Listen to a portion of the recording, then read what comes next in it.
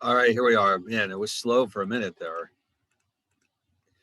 All right, so today, basically, what we're going to be doing is making more progress with Chapter 12, which is the last chapter of the course, as you are aware. In fact, we're getting really close to the end here. And also, I just want to remind everyone that not Thursday, but next Monday is a day off. Remember, they decided to have 3 days off instead of spring break. Well, guess what? Monday is one of those 3 days. Yes, go ahead. This is a quick question for the economics class that I just wanted to check quickly. For the economics midterm, is that due next Monday? Oh, yes, that'll be due a week from Monday because I Just I double didn't get checking. it. I know this is a different class, but I just wanted to I do it before know I that's forgot. all right. Yes, I was going to mention that in that class. A week from that one will be due a week from Monday because I didn't get it up posted until about Saturday. So that'll be a week from Monday. Okay. But anyway, in the meantime, so we're off on Monday, Monday the 4th of May. Believe it or not, we're almost into May. In fact, I believe Friday is the last day of May, right? Yes, Saturday is May 1st. And so that Monday, no, not for this class, not right now. So Monday the 3rd, we're off. Now, if you want to, let's double check this real fast. I will show you why I know this because it's in the academic calendar. You may have forgotten about it, maybe not. I don't know. I almost did. That's for sure. It just seems like a strange time to have a day off um, just before finals. Well, the end of but that's what they decided to do. So it says it right there. Monday the 3rd, there's no classes.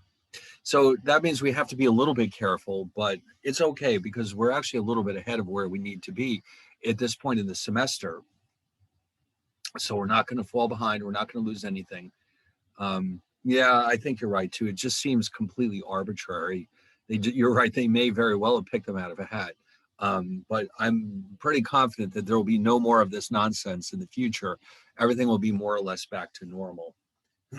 So having said that, what we're going to do today is get back to chapter 12. And we're not going to completely finish it. It's a little too long for that, but since we're almost going to be done by the end of today, what I would like you to do is go to Moodle and let's go pay a visit to Moodle. Where is it? Here we go. And you'll see when you get to Moodle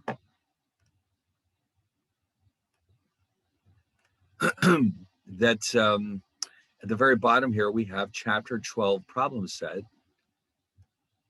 And so we'll go over this on Thursday because we'll have enough done to get through the problem set. So this way we don't waste time because again, like I said, the following Monday we're off. So on Thursday, what I'm going to do, yeah, there it is. It is here, the sample final. So what we should probably do is today get as much done from chapter 12 as we can. On Thursday, we'll wrap it up and then we'll do the chapter 12 problem set. And then the following week, since we're off on Monday the 3rd, let's see. Let's get a calendar going here so I don't say the wrong thing. There we go. So again, so this Thursday would be the 30th, 29th of May. So on Thursday, we'll wrap up chapter 12 and do the chapter 12 problem set.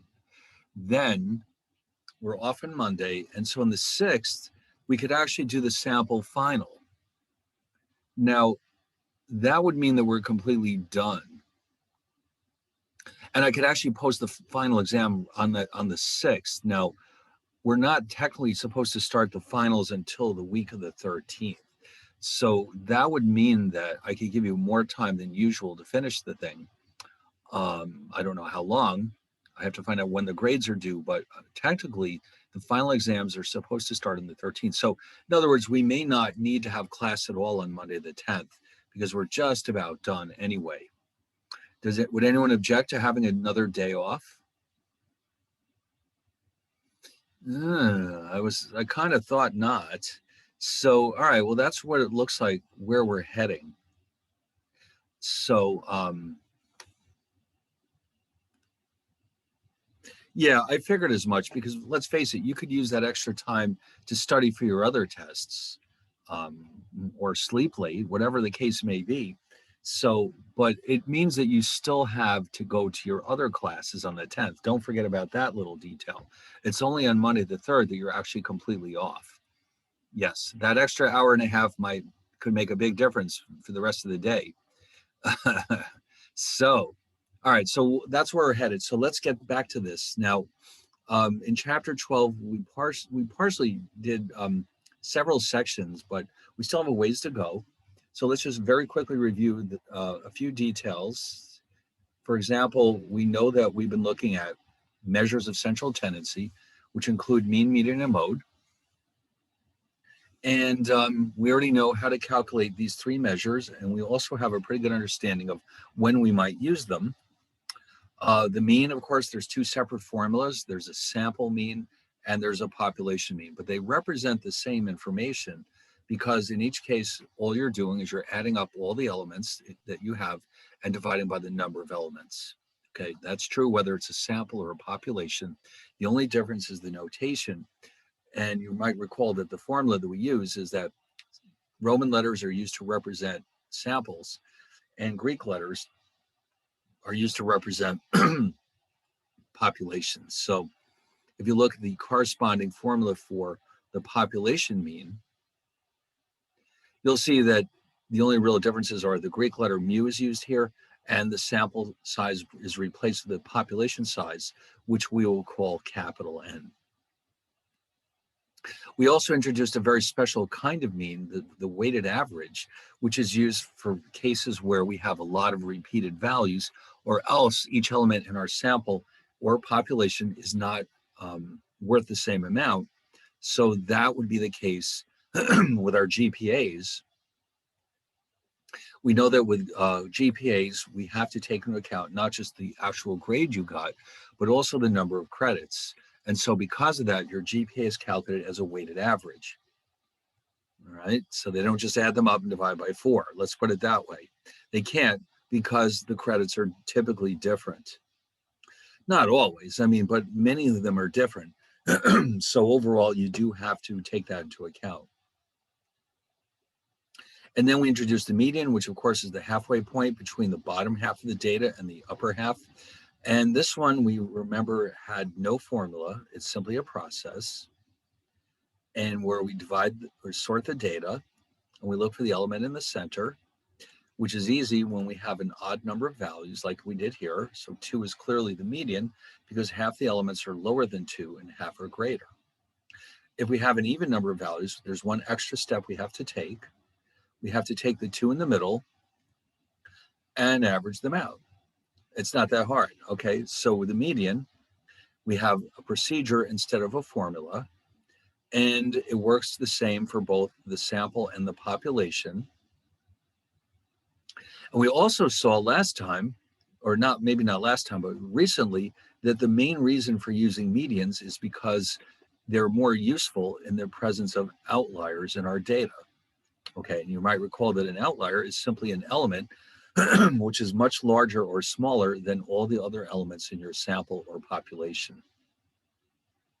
So we saw the case of this, yeah, right here, this sample, there's clearly an outlier in there because 100 is much, much larger than all the other elements. In that case, the mean is not terribly useful. Instead, we prefer to use the median. And you recall from this case, the mean turned out to be 19, which is not very indicative of the center of this data, but the median was 3, which is a perfect indication of the center of this data. And again, it's because the median is not distorted by this large outlier. Now, the mode, of course, is not terribly useful. In many cases, the mode is not as useful as the mean and the median. All it refers to is the most frequently observed value in a sample or a population. And just like the median, there's no formula for this. It's just a procedure, and it works the same way for both samples and populations. So we went through here and we showed that in this particular case, first we sort the data, and then we discovered that there are a pair of threes in here. And since 3 occurs more often than the other numbers, that means that the sample mode is 3. But we also discovered there's a very strange, quirky thing about modes. Not every sample or population has a mode. It's possible to have data without a mode. And yet, at the same time, though, it's possible to have a sample or a population with more than one mode. Like here, for example, there are 2 of them because the 2s and the 7s are both repeated. That's one of the weird things about modes, okay? We can have no mode, we can have 1, 2, 3, 4, any number is technically possible, although most of the time we either get none, 1, or 2. Okay, we have, of course, special names for these cases. Unimodal means a single mode, bimodal is 2 modes. We also noted, yes, just like with the median, there's no actual formula here. All we're doing is sorting the data and finding the most frequent observations. Now, we also noticed pretty quickly that we can actually apply the mode to non-numerical data, which is absolutely not the case for means and medians. You certainly would not be able to come up with a mean for all these colors, for example. It doesn't exist. There's no such thing as a mean color or a median color. So if you're dealing with data that are not quantitative or not numerical, then the only option we have is the mode.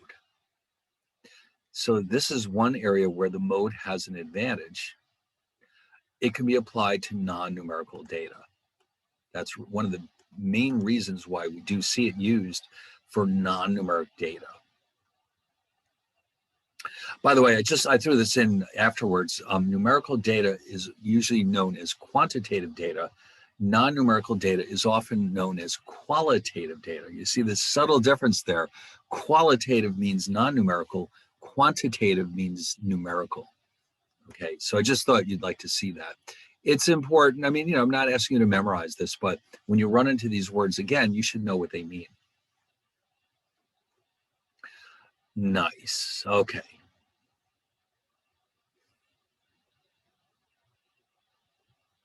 So again, unlike the mean and the median, the mode can actually be applied to qualitative data. Now, here's something we haven't done yet.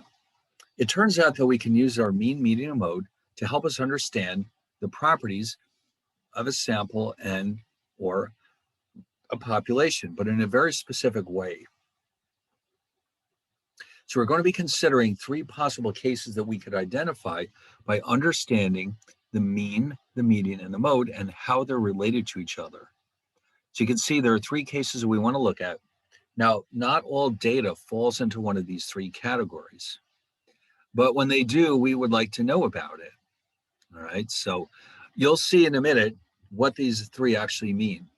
But the 3 categories are negatively skewed, symmetrical, and positively skewed.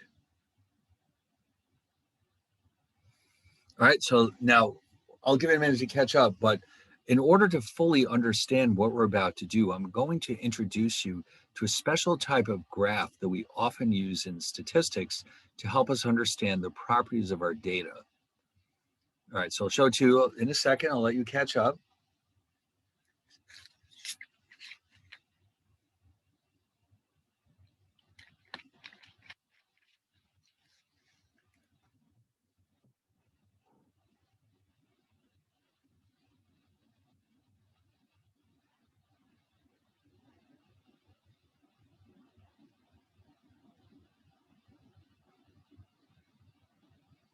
All right, so what is this amazing graph that I want you to see?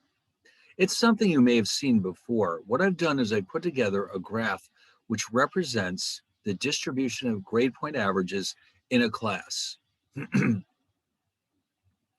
Okay, so now I drew this by hand, obviously, and it's not an artistic masterpiece, but what you want to notice here is that I've got across the horizontal axis different GPAs and ranges in between. In other words, you can see the numbers range from 0 to 4 by 1/2. Each of these bars covers a range. So for example, this first bar on the left represents all the people who have a GPA between 1 and 1.5. The height of the bar tells me how many people fall into that category. So here there's one student with a GPA between 1 and 1.5. And then right next to it, you can see there's two students whose GPAs are between 1.5 and 2. You can tell it's 2 because the height of the bar reaches over here. You see the 2 here. And if you read across, you can see 2 is the height of the second bar, which means there are 2 students in that category. And similarly, we have 4 students between 2 and 2.5. We have 10 students between 2.5 and 3. 12 between 3 and 3.5, and only 1 between 3.5 and 4. So the name of this graph is histogram. So you're probably saying to yourself, what kind of a word is that? Histogram. Well, it turns out histo, the prefix at least histo, is a Greek word. It means, well, let's find out. But it has something to do with heights of masts on a ship. That's where the word actually comes from. So imagine if this was a sailing ship and you have all these different sails. Well, all right, you get the idea. Let me go look up the word for you.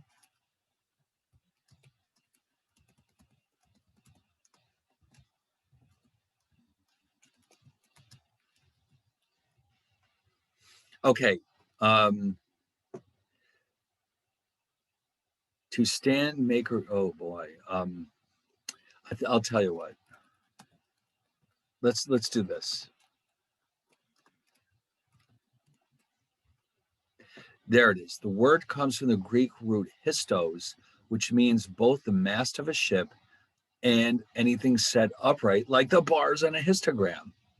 All right. So it's just imagine that you're looking at the mast on a sailing ship that hold the sails. That's where this is coming from. So they're all very tall, and the height represents the frequency. So I can see just by glancing at this chart or graph that most of the students are between 3 and 3.5. That category would be my mode. Now, it's hard to tell by looking at the data where the mean and median are. The median would be the halfway point. It's probably going to be somewhere in that range 2 to 2.5. And the mean could even be a little bit lower than that because there's a few very low GPAs in here. But this graph is called a histogram, and it's a very useful tool for visually looking at the properties of your data. So you can see just like here, how they're spread out and how many fall into each category. So yes, this is a very helpful type of diagram.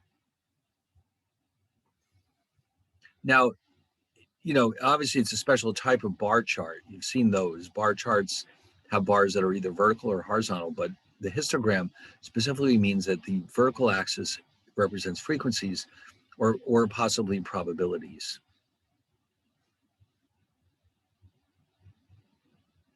All right, so the reason why I brought this up now is because when we start to analyze our data with the mean, median, and mode, we're going to do so with a series of histograms, except that here the histograms will represent the rates of return to a stock. Okay, so we're going to look at the 3 cases separately. First, we're going to find out what it means for data to be negatively skewed. All right, so here's what the formal definition of a negatively skewed data set is that the mean is smaller than the median, which in turn is smaller than the mode.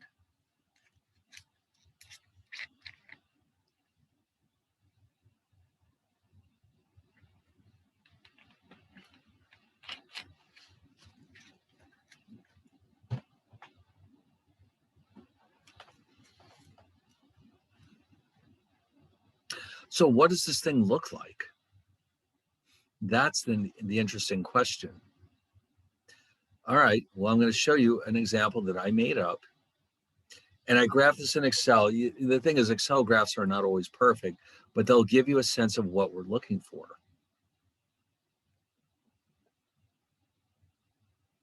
Okay, now the bars are not actually touching each other. I couldn't figure out how to do that, but this is good enough for what we need to do. what I'd like you to notice is that the zero rate of return is right here. Okay. And the ones to the right, these are positive returns. The returns to the left are negative. So what do you notice about, well, the investor in this case should not be very happy because there's an extreme imbalance between negative returns and positive returns in favor of the negative returns. In other words, this stock loses money a lot more often than it makes money. And I've written in approximately where you would find the mode, the median, and the mean. So you can see that that relationship does in fact hold. And you can see it's like a big mountain with a long left tail, I guess you could call it. So this is what we mean by negatively skewed. The negative values outweigh the positive values in this case. And so you've got this large area to the left of the mean, the mode rather, and a lot smaller on the right-hand side of the mode. Exactly what we do not want to see with our returns to stocks.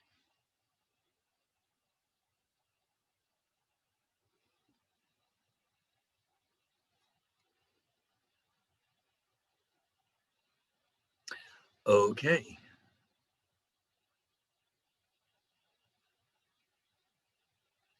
Now, what about the second case? The second case is called symmetrical. And here we can see that the mean and the median and the mode are all equal to each other. And so here the data are said to be symmetrical. Now, the word symmetrical or symmetry, it's taken from the word symmetry, which means there's a balance of some kind. In fact, you could think of it as, imagine yourself drawing a line down the middle. The left area on the left is a mirror image of the area on the right. So, you run into this in nature sometimes. I did this once before, I think, just to show what a picture of what symmetry looks like.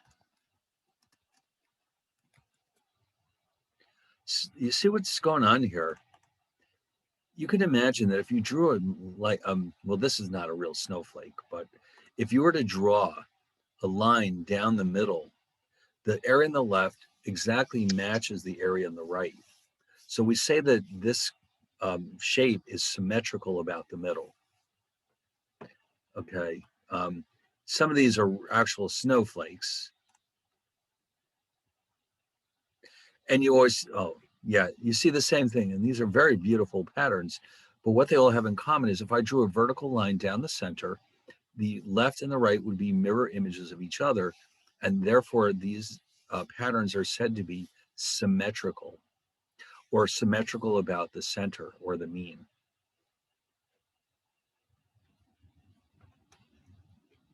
Okay. Now, let's take a look at this thing. Oh, look at that. We've got balance between the left and the right. So in other words, it appears that the gains and the losses exactly offset each other. There's a balance between gains and losses, and the mean, median, and mode are all the same, right smack in the middle. This is what we mean by symmetry. So whoever owns this stock is basically breaking even, and apparently they're okay with that.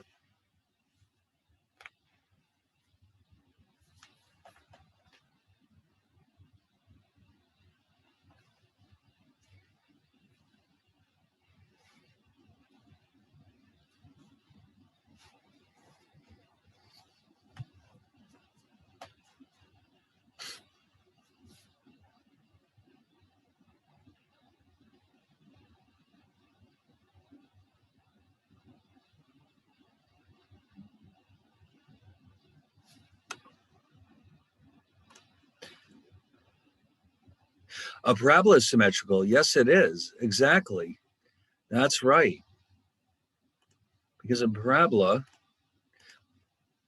in fact, in pre-calculus, we have a formula that tells us exactly where there's a vertical line here The symmetry is with respect to a line. What's going on here? It's, what the hell is it doing here? This is really annoying when it acts up like this.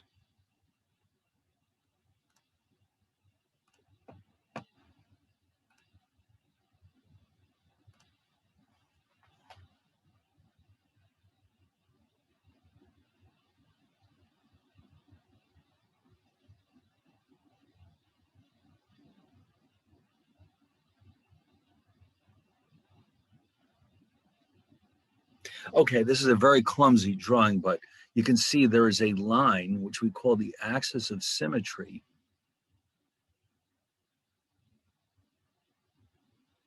And then on this side and this side are mirror images of each other. Exactly, perfect.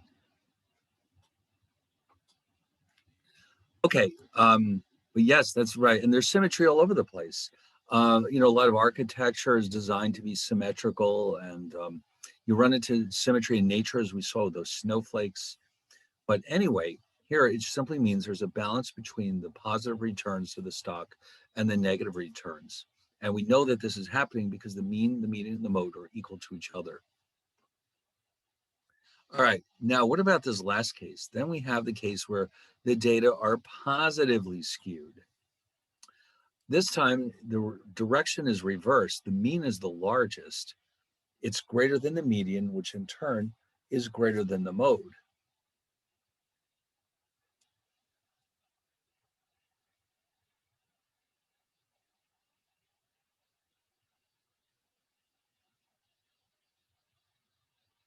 All right, so let's try to visualize. It's going to be the reverse of the negatively skewed diagram. Okay, you'll see what I mean when we look at it.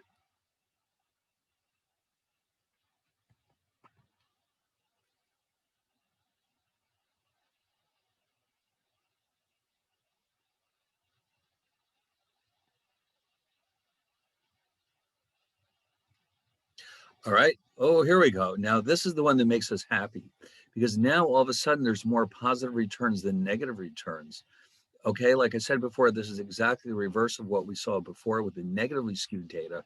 So here the positive returns outweigh the negative returns. And so this is what makes an investor happy.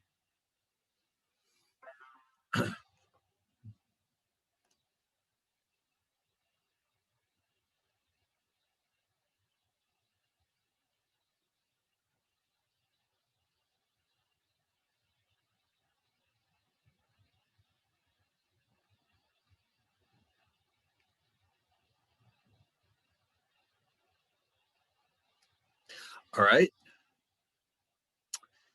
Now, of course, many data sets do not fall into one of these three categories. In fact, most of them do not, but it's helpful to know when our data has one of these three shapes because it helps us understand the properties of that data. Like I've made up another example here that clearly you'll see when you see it, it does not fall into any one of these three categories. So it's another histogram. And so this is what I've come up with. Ooh, that's not a very pretty data set. And you can see there's clearly no pattern to it either. It's just a bunch of random bars. And sometimes this is what our data looks like. All right. And that's just the way it is. So a lot of data does not actually fall into any of these three categories.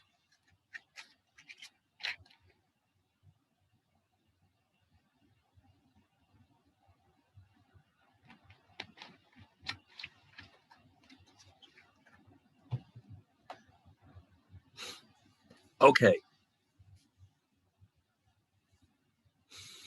So with all that being said, now we're ready to understand the next group of measures, which are a little bit different. Instead of looking for the center of our data, we're now interested in understanding how spread out the data is about the mean. So what kind of measures would those be? Well, they're collectively known as measures of dispersion, which refers to something spreading out. All right. So we're looking at the spread of the data around the central location or central value. And so this time we have 4 of them to look at. This time, I'm not so sure you've heard of these before. It was different before when we had mean, median, and mode. I was pretty sure you'd heard those words before. This time, maybe not so much, but that's okay. We're going to learn them right now. Now, although there are 4 of them, it turns out that 2 of them are actually directly related to other measures that we already know. So it's not as like you have to learn 4 new formulas, not really. Okay, so what are these measures of dispersion that I'm referring to? That would be, that's right, I forgot. I drew this little picture. I want you to get a feel for what do we mean by dispersion.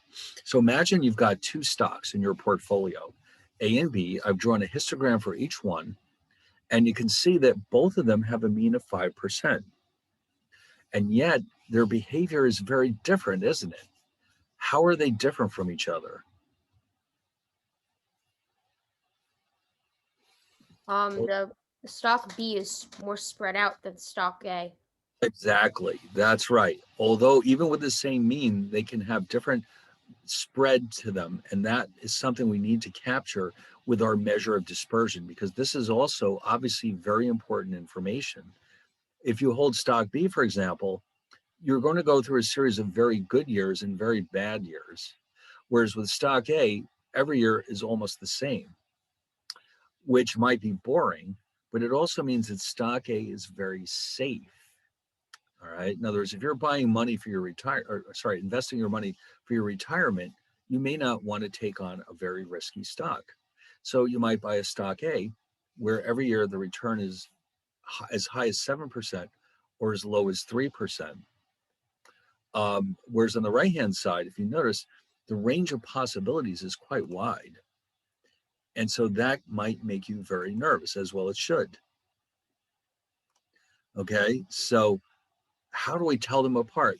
Is there a way we can come up with a number that reflects this spread between A and B? And the answer is yes. In fact, that's what these measures are designed to do. Give us a number that we can point to so that we can compare the stocks directly without having to look at the histogram.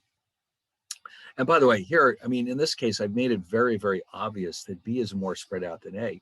But sometimes even with a histogram, it's not all that obvious. It is very important to have a number that we can look at. Whereas the graphs are helpful, it's the numbers that we're really ultimately interested in. Because a graph can be deceiving, a number can't. All right, that's, because, our eyes can be tricked. There's ways you can distort graphs and make it appear that something's going on without it actually happening. So that's why it's very helpful to have a graph just as a starting point, and then be able to assign numerical measures to give us exactly what we need to know. All right, now we're ready. So here they are. I'm going to say that you probably recognize one of these, but maybe not the others. Let's take a look at them. All right, well, everybody's heard the word range before, although it certainly has many different meanings. The other 3, possibly you've heard of them, possibly not a problem. We're going to do all of this stuff right now.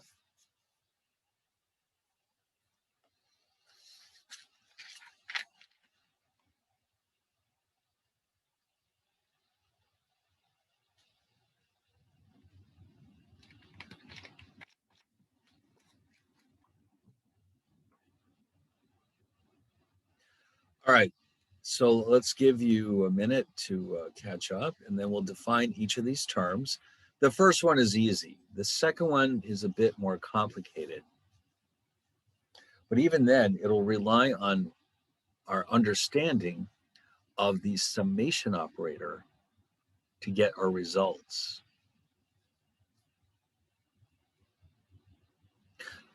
And then the third and the fourth ones are actually related to other measures. So they're not completely new formulas. So let's just say that it's not as bad as it looks. All right, let's start with the range. Now the range in this context, at least, is nothing but the difference between the largest and the smallest elements in a sample or a population.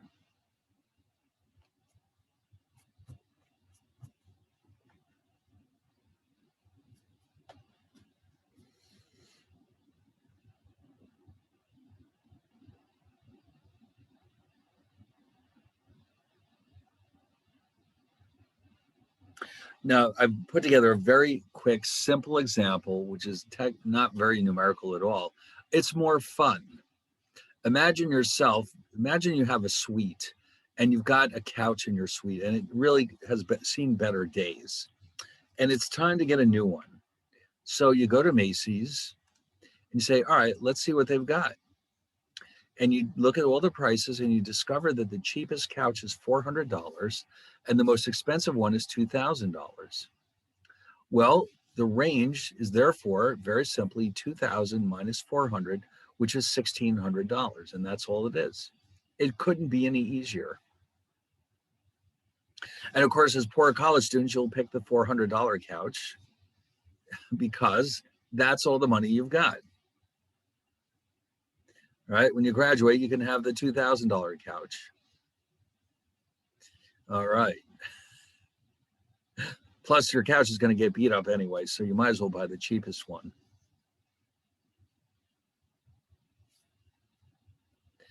All right. Now, let's do a numerical example. We'll use the sample data that we've been using throughout the entire chapter. You might recognize these numbers. They are, oh yeah, remember these guys. Yes, we've seen these many times before.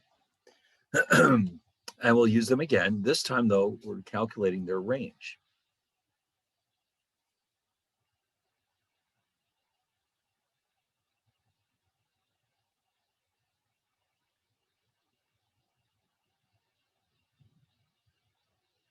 All right, so the first thing we always do when we calculate the range is to sort the data from low to high, just like we did with the median and the mode.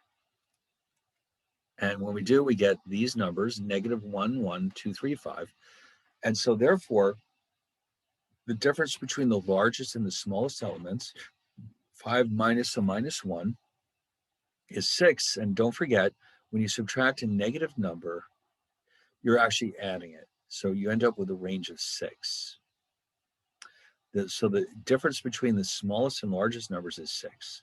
So if those are temperatures during a given week in Celsius, then we say that the range of temperatures for that week was 6 degrees. Maybe that's a lot, maybe it's low, but we know that the range is 6. Well, that was pretty easy. Now, by the way, if we go back and revisit these stocks, the range for the stock A is 4%, and the range for stock B is 20%. So that tells you the range is much larger for stock B, and that's one way we know that stock B's returns are more spread out. Or we could say that stock B is riskier than stock A, okay? Because there's a lot more uncertainty about its returns.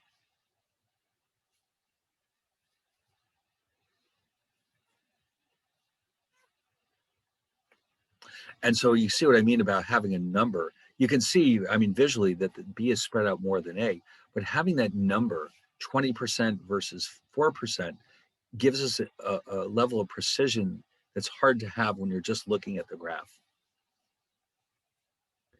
All right, so now, sadly enough, the next one, the variance. Oh, before we finish that, I just want to remind you that just like with the median and the mode, the calculations for the range are the same whether it's a sample or a population. And in addition, there's no actual formula. We have a procedure where we simply sort the data and then calculate the difference between the largest and smallest elements.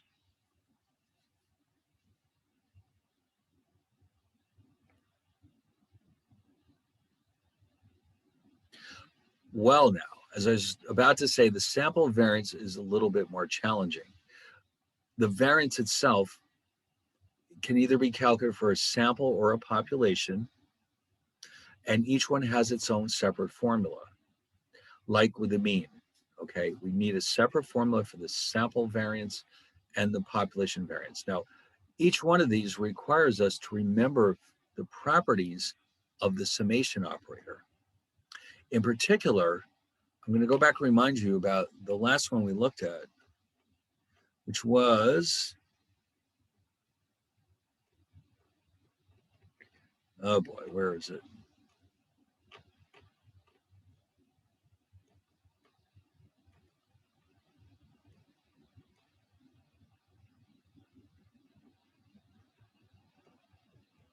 Man, I'm going way, oh, here it is, this one. Where we took x minus some constant, what we're actually doing is going through all of the x's. In each case, we're subtracting 3. We're squaring the results and then adding them up.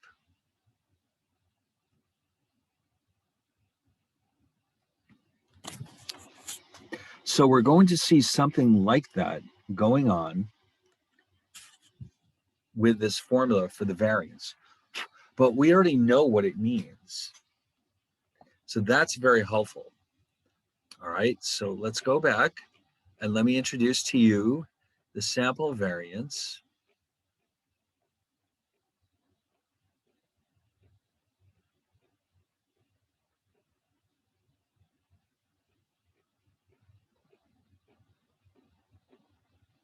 Where is it? Wait, almost. There we go. Okay, so it looks kind of scary at first, but I've labeled all the parts for you. And you can see that the numerator is just what we were looking at a minute ago. You're actually subtracting a constant, but this constant is not 3, it's the sample mean.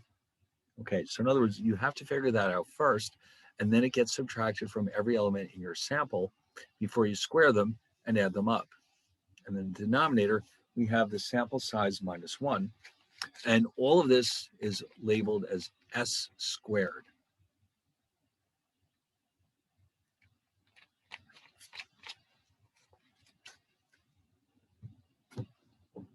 All right, so I'll give you a minute to catch up. And if you didn't know if you just saw this formula on the first day of the class, you might have been terrified, but now you're like, yeah, we know what this is all about. Don't worry. But we, of course, need to get some practice implementing it.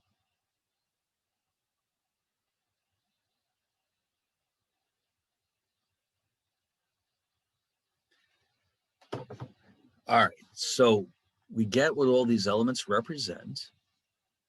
We're going to go back and revisit our favorite set of data that we've seen many times before, and we're going to calculate the sample variance. And again, remember, this is simply a measure of how spread out the data are. All right, so you recognize these 5 numbers, of course. Again, let's assume that they're temperatures. So the first thing we have to do, although we already know that the mean is 2, but the first step would always be calculate X bar. Okay, so X bar, as you recall, is just the sum of the elements in the sample divided by the sample size, which is 2 in this case.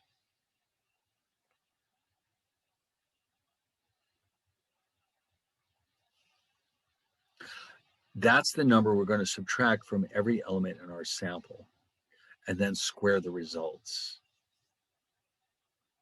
Okay, so that's where we're going next.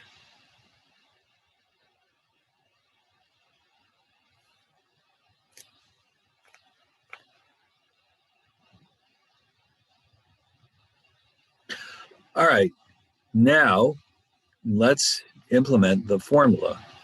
So you can see what I've done here. That's the formula right there. You can see I've repeated the values on top. And so let's see exactly what's happening here.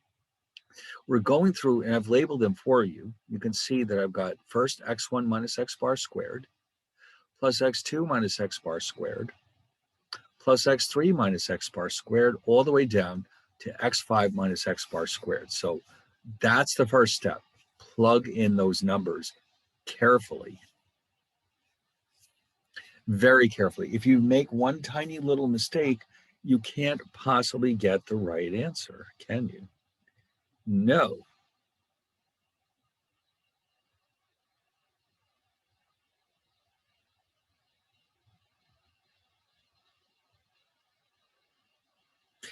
All right, now you'll see directly below it, what I've done is I've evaluated what's inside the parentheses first before I square anything, because I think this is the best way to avoid mistakes.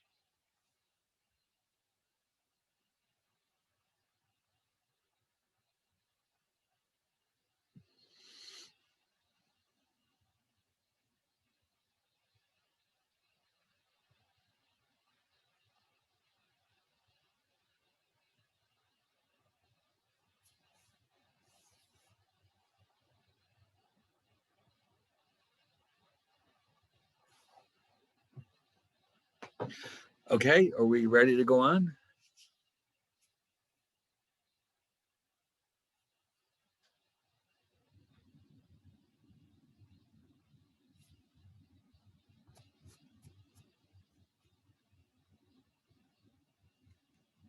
Now in the next slide, I've moved this bottom formula to the next slide so you can see what comes next.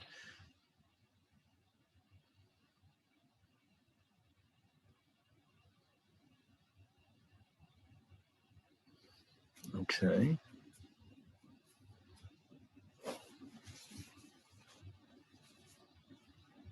All right. So let's go to the next slide. You can see that what I've done is I've squared the individual terms and added them up. And so in the numerator here, we have 20 altogether divided by 4. And so that means that our sample variance is 5.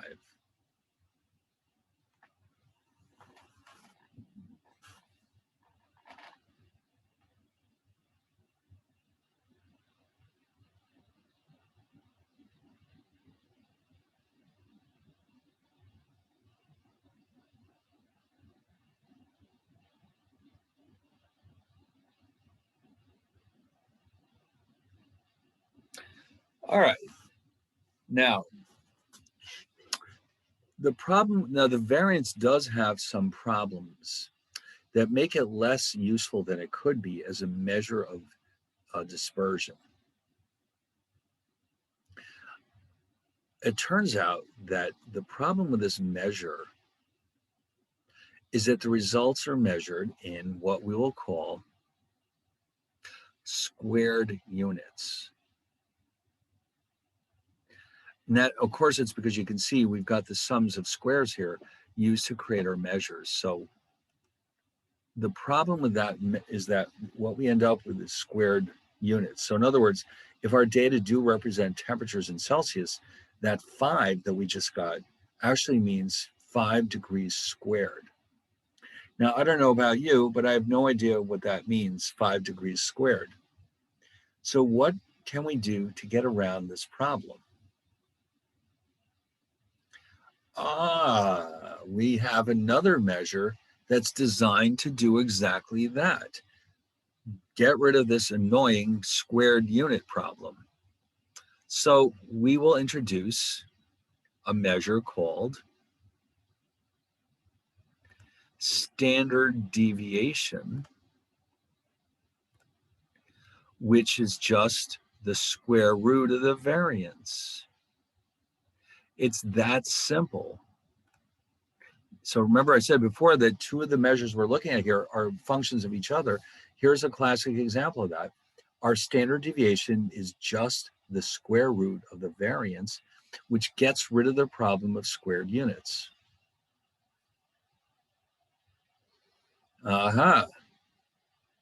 That's how we get around this problem, by creating a new measure where the units are not squared anymore.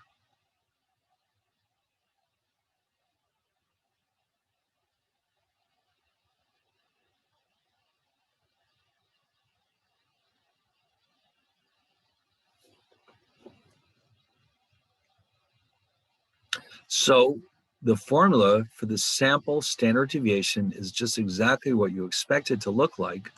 It is simply the square root of the variance, or the square root of s squared. So you notice the symbols that we're using now are S squared means the variance or sample variance. S, plain old S, is the sample standard deviation.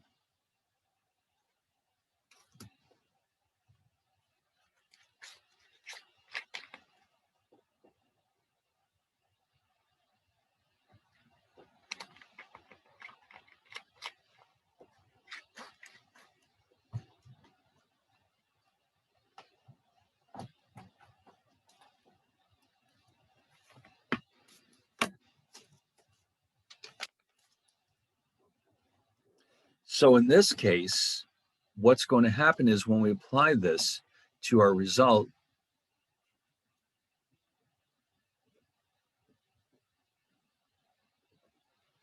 we're going to have the square root of 5, which is approximately 2.236, and that's measured in degrees. So you can see that is much easier to deal with than 5 degrees squared.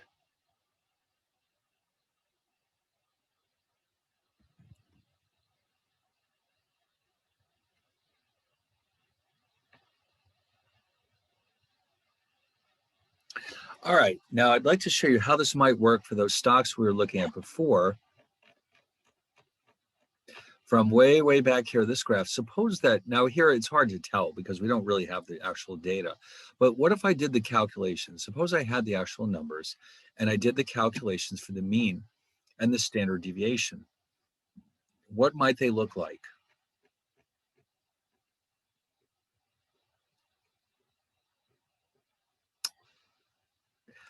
Here we go. So just pretend that I actually was able to calculate these numbers.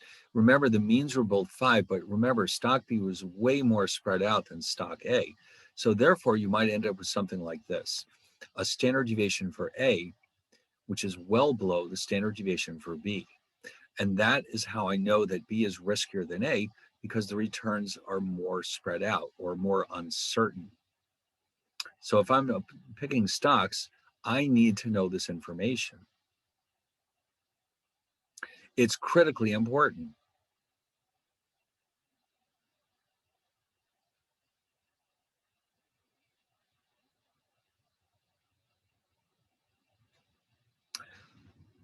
All right, now, the next thing to do is consider the population variance. Now, we already know that because this is a population measure, it should have a different formula than for the sample, and it does. But this time, for the first time, not only do we have different notation, but algebraically, it is slightly different than the sample formula. All right, so why don't we take a look at this? I have the two side by side so you can compare them directly. So let's take a look. Now, right here, this is your population variance. I've already written all the descriptions here. And you can see that, for example, instead of subtracting X bar, we're subtracting mu, which is the population mean. We have N, capital N for size of our population. But look at this, we have a new Greek letter over here. And interestingly enough, this is also known as sigma. How is this possible? Because this symbol here is a lowercase sigma in the Greek alphabet. The one on the right is the uppercase version. So the summation operator is uppercase sigma. The one on the left is the lowercase sigma in the Greek alphabet. So you can see the notations are different. And remember our rule of thumb, Greek letters are used to describe populations, Roman letters for samples.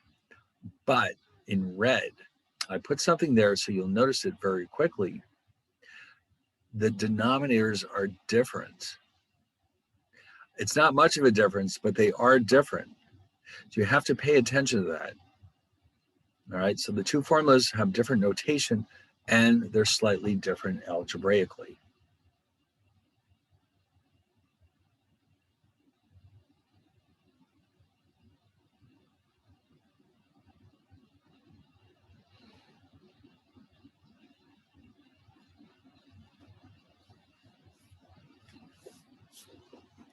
All right.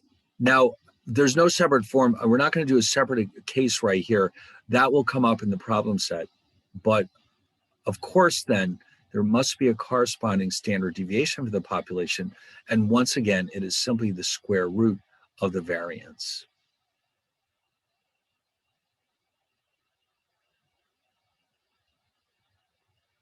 So I'll show it to you on the next slide, and nobody should be surprised to see that it is nothing but the square root of the population variance.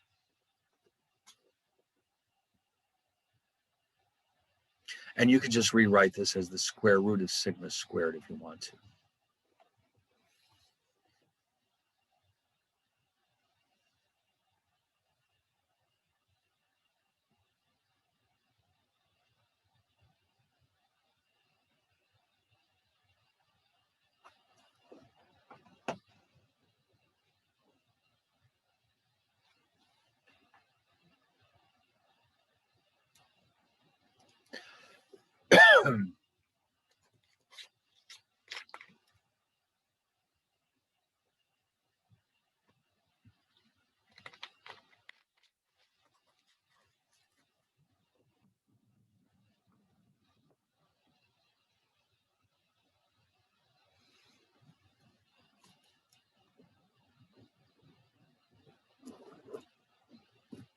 All right, now we're ready for our last and final measure of the dispersion. This one is slightly different though, because this involves two different measures that we already know. It's called the coefficient of variation, and it tells us how spread out our elements are relative or compared with the mean. So in other words, we're really doing two things at once. We don't just want to know the absolute amount of spread, but how spread out our data are compared to the mean. So we'll do an example to see why this can be very helpful information.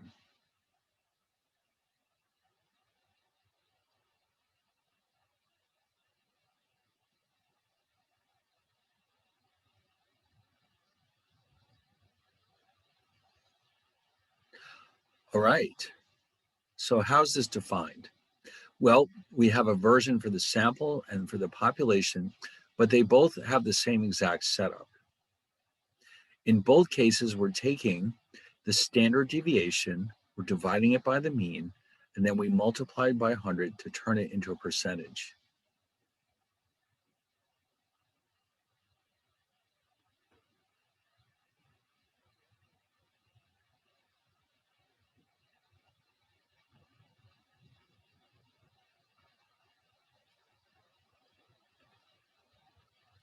All right, and it's so you can see what I said before. This is basically a function of two other measures that we already know. It's not completely new.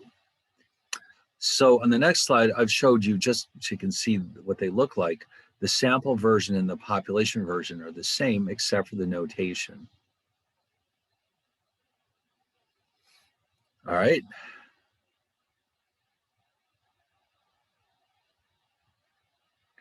So this is what I mean. Yes, you can see on the left, for the sample, we have S over X bar times 100. And on the right, the population, we have sigma over mu times 100.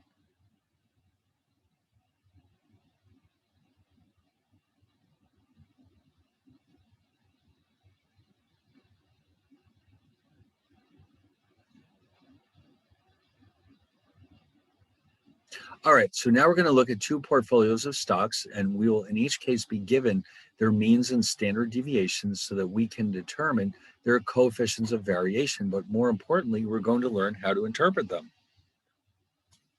The calculations are not hard. What we want to do is understand what they're telling us. All right, so we've got the two. Now, we're going to treat these as populations.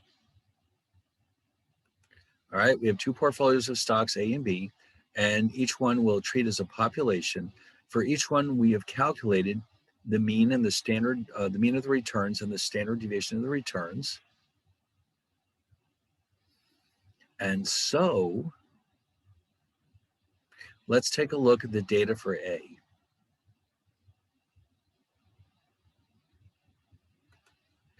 All right, the mean of A is 8% per year. The standard deviation of A is 16% per year. You notice we're using Greek letters because this is meant to be a population.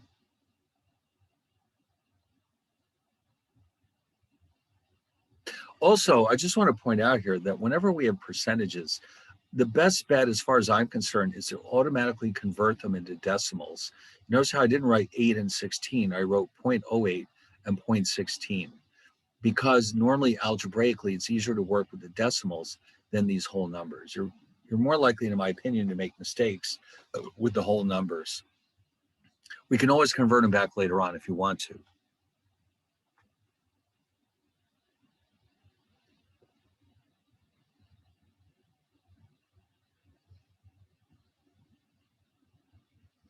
Now for population B, or in other words, the portfolio B, we have both a higher return, a higher mean return, and a higher risk or standard deviation. So here, instead of 8 and 16, we have 10 and 30. And again, the mean is 10%, the standard deviation is B is 30%. But keep in mind that when we're dealing with stocks, this can be thought of as the risk or uncertainty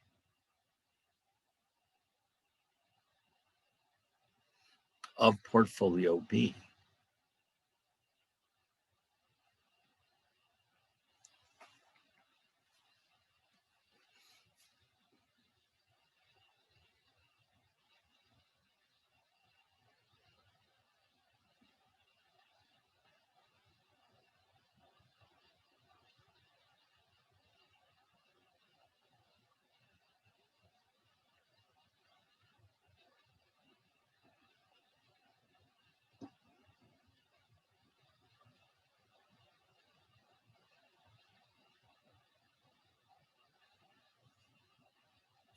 All right, so let's calculate their coefficients of variation.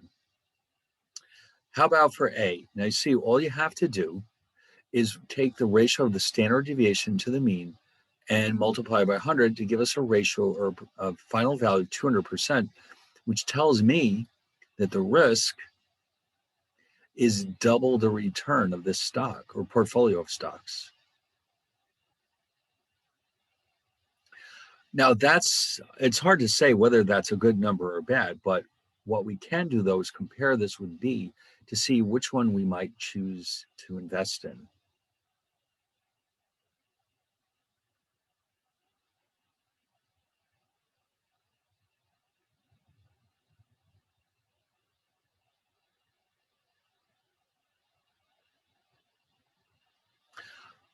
All right, so if we do the same thing for B, let's see what we get.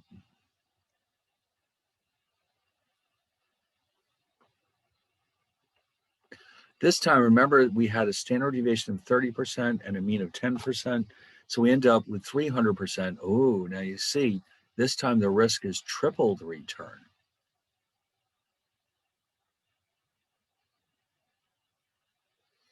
That's important to know.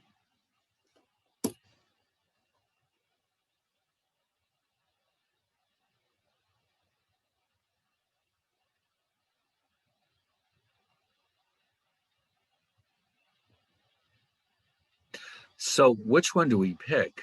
If we had to pick one or the other, there's a couple of things we have to take into account. Now, you may be a gambler and you may prefer B. B is a higher average rate of return, but it also has an awful lot more risk. So we'll just add one more slide here.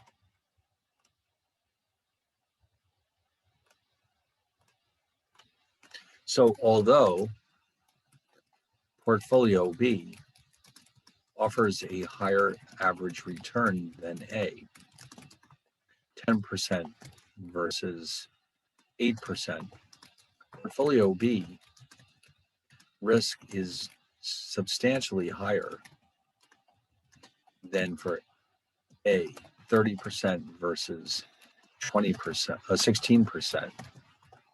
Therefore, cautious investors are likely to choose A, while aggressive investors are likely to choose B. So there's no right or wrong answer here. Which one do you choose? It really depends on your outlook on investing. If you're very careful, you'll probably end up with A, because of all that extra risk in B. But on the other hand, if you're a very aggressive investor, you might say, well, that 10% is nice. I like 10 versus 8. Therefore, I'll pick B in spite of the higher risk. So that part depends on the individual investor. But the thing is, the coefficient of variation can help us figure this out. And that's why we use it. All right, now, you wouldn't think so, but there's still one more measure that we want to look at. This one is a little bit different though. And by the way, this is it. When we're done with this last section here, we're done with the chapter. We won't be able to finish it today. We can only just introduce it because it's very complicated. So remember, on Thursday, we're going to wrap up this chapter, and then we're going to do the chapter 12 problem set and save the sample final for the following Thursday. Anyway, so with this next group of measures, what we're going to be looking at is the relationship between two different samples or two different populations. Okay, we haven't done this before. We've only analyzed individual samples or individual populations. But it's important to understand how two different samples or populations relate to each other.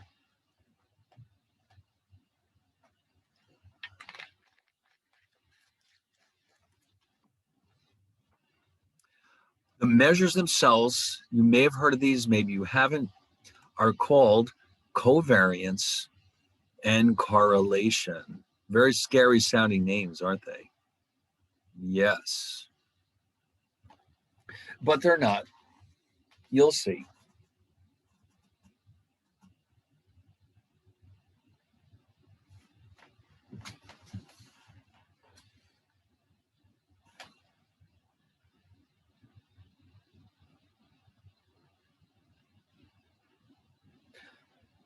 All right, so I've got some examples in here. I want you to have an intuitive feel for what we're doing here before we dive into the hardcore math. All right, so covariance and correlation will be our measures of what we call association, or the degree to which two variables tend to move in the same direction. All right, let's think about this. Suppose we're doing a study. We're researchers, and we're studying the relationship between how much time students spend study every week and their GPAs.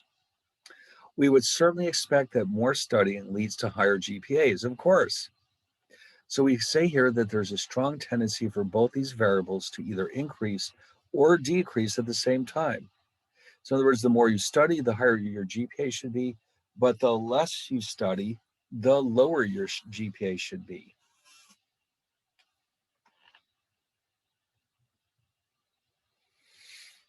Okay, the measures of association will enable us to determine how strong this relationship actually is.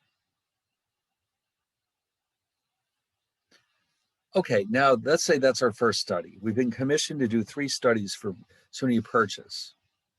The second study is this one.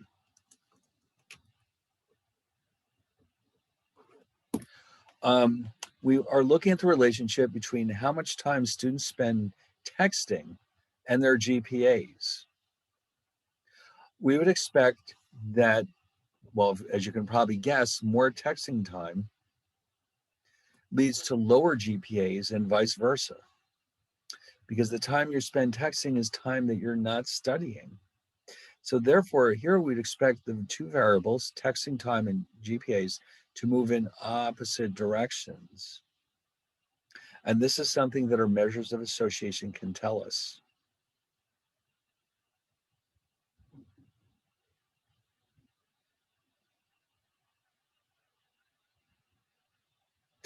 And now finally, we have a third study that we're going to do. This time, we're going to study the relationship between heights of students and their GPAs. Now, obviously, we do not expect there to be any connection at all. the two variables we expect to find are unrelated to each other. All right, because clearly the two have, I mean, in just common sense, they have nothing to do with each other. And again, our measures of association will tell us if this is the case or not.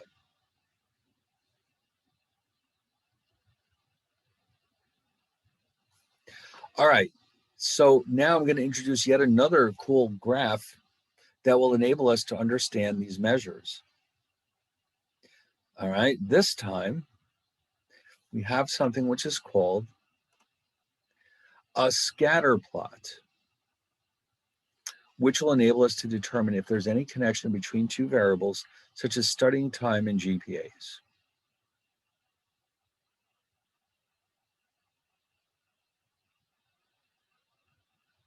Now, it's possible that you've seen these before. Basically, you're creating a bunch of dots on the XY coordinate system to see if there's a pattern.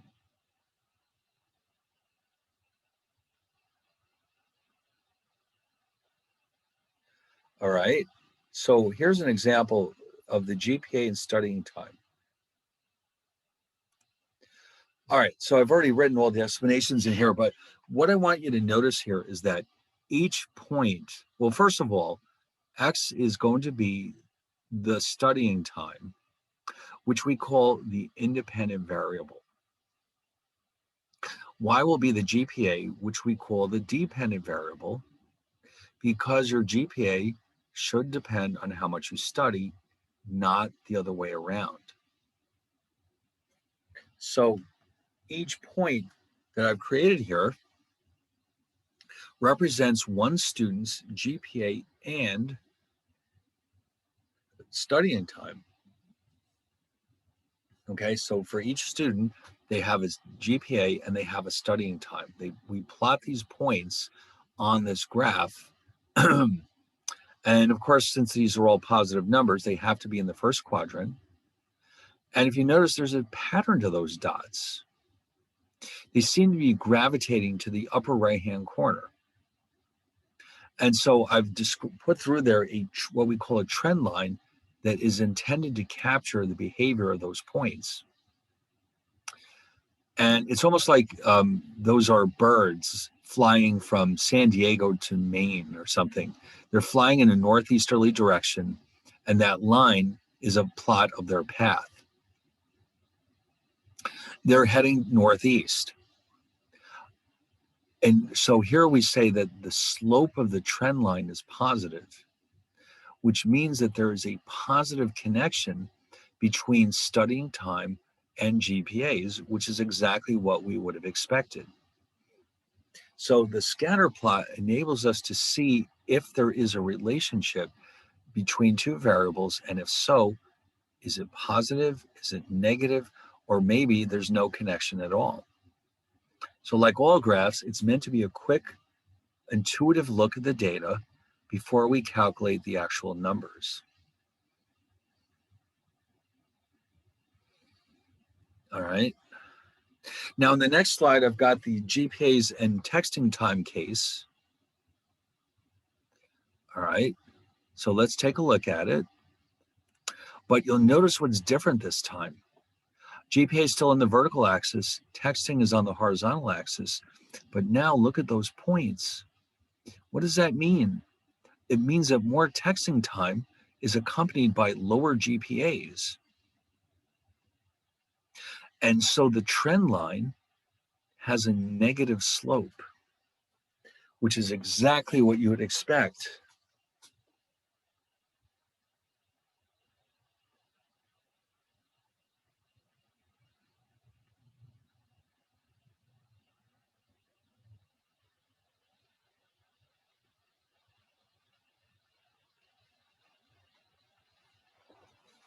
Okay, so exactly the opposite of what happened with GPAs and studying time.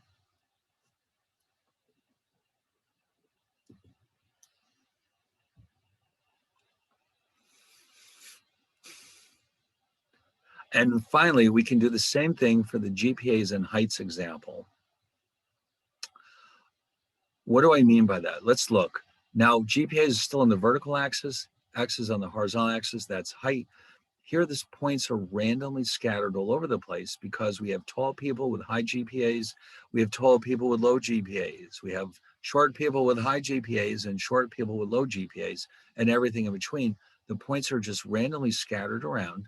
So the trend line here is a slope of 0, which means the two variables are not related to each other, or we can say that they are independent.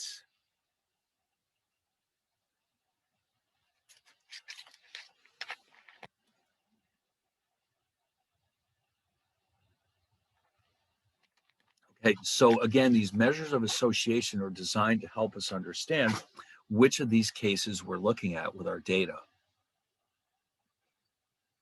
So the calculations are a little bit complicated, but not much more than what we've done. They're more time consuming, I think, than difficult. So we kind of saved the best for last, so to speak.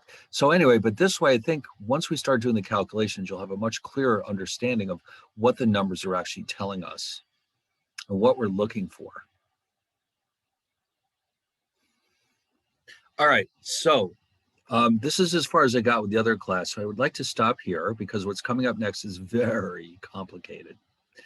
And so again, just a reminder, let's do the chapter, on Thursday, we'll finish this up. We'll do the chapter 12 problem set, and that's it. Then we'll be off on Monday. Next Thursday, when we get back together again, we'll have the sample, we'll go over the sample final, and then we'll be 100% done with everything. All you have to do then is work on the sample, the actual final. And because of the way the final schedule is set up, I can give you more time than usual for that. In fact, let's go back and revisit our May calendar. If you look at this thing, remember the final exams are not supposed to start until the 13th.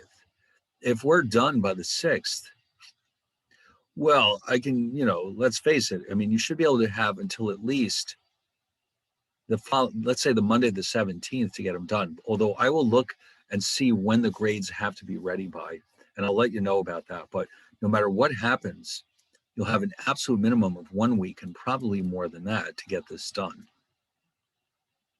I'm sure nobody will complain about that. But there's some cutoff point during this week where I must have the grades in. So we'll try not to make it too late. All right, so other than that, if there's no last minute questions, I guess we can stop right here, and I'll see you all on Thursday. I have a question. Okay.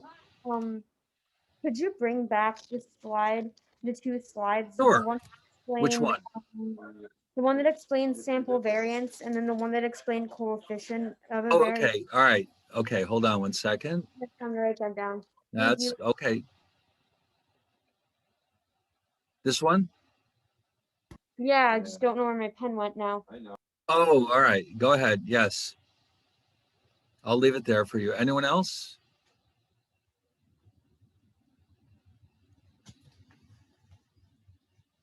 Okay, so everyone else can go. Brett will copy some more information down. Thank you. You're welcome. And let me know when you're ready for the next one.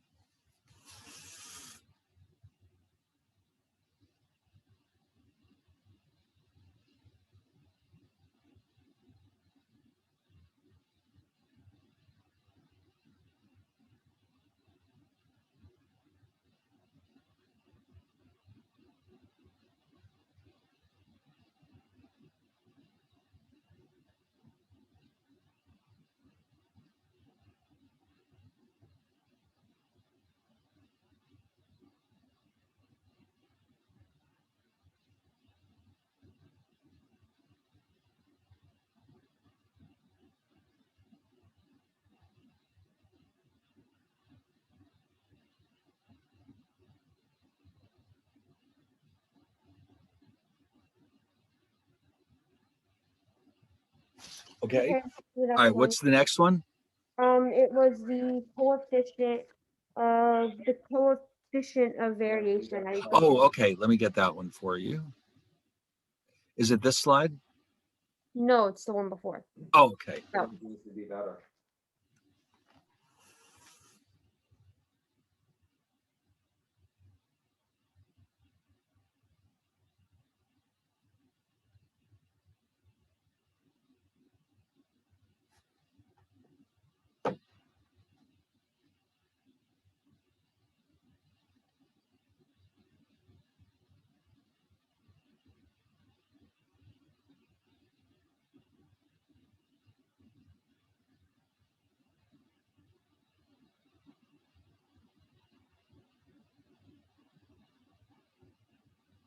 Okay, thank you. Okay, you're welcome. See you next time. Bye. All right, bye. Tell you not to take the